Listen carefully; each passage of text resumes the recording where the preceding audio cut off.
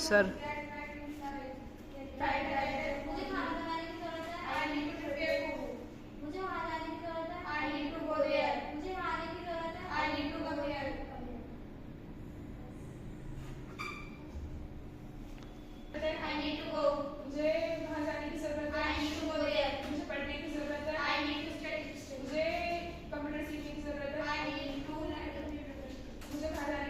I need to operate computer.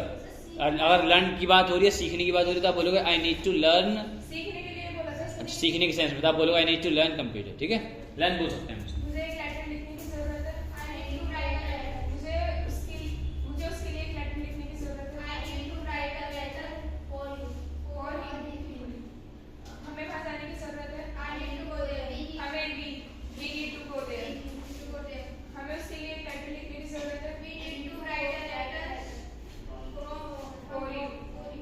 मुझे बैच में लिखने की जरूरत है। I need to get